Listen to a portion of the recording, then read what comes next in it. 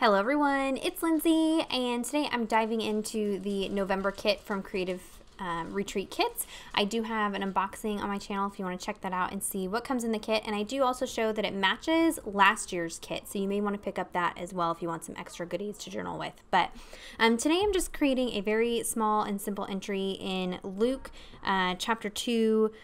We cover a lot of verses in this devotional, but I'm just looking at chapter 2, verse 7, and that says, "And she," that's speaking to, about Mary, "and she gave birth to her firstborn son, and wrapped him in swaddling clothes, and laid him in a manger, because there was no place for them in the inn." So I'm sure a lot of us are very familiar with the story, the Christmas story, Christ's birth. And so one of the prompts in the devotional is asking what the significance of this verse here, where it's talking about there not being room in the inn for them. And I dove into a whole lot of commentary on this, and it's so crazy for such a small little one sentence in that story. There is so much that goes into the meaning of that, all the way to fulfilling prophecy from the Old Testament, and then also just, you know, by having Christ born in a lowly stable and placed in a manger really brings him to be accessible to everybody, no matter what your station in life is.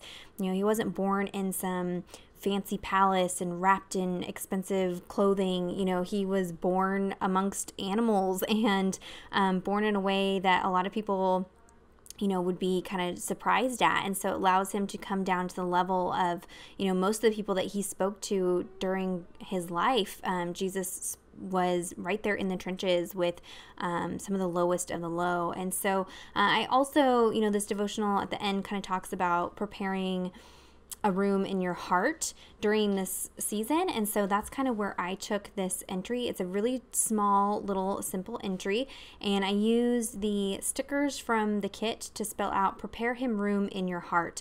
And I think that there's just something kind of important to remember when you read this story and you think, you know, about the innkeeper who turned Mary and Joseph away. And some of us kind of on a gut level go, wow, like what was he thinking? Like he may not have known, probably didn't know who Mary was and that she was pregnant with the Savior, but to turn away a pregnant woman, a hugely pregnant woman, and make her sleep with cows and donkeys, you know, all of us just kind of go, oh, I don't know, that's crazy. Why would somebody do that?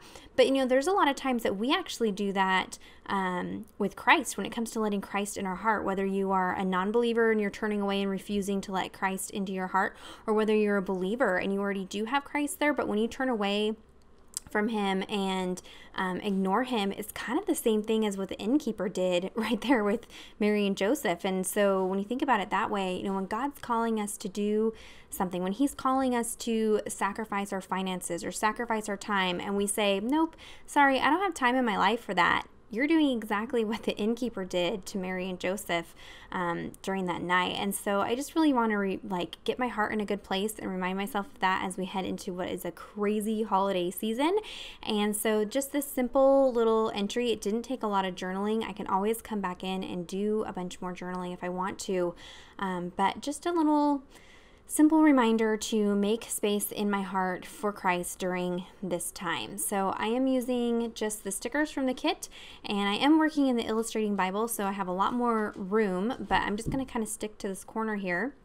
I pulled out some of the stamps from this month's kit, and I used a combination of Creative Retreat inks and some Versamagic chalk inks, and did some stamping here. You can see I'm using the bow stamp and those little greenery pieces to kind of make a little heart ornament over to the side here.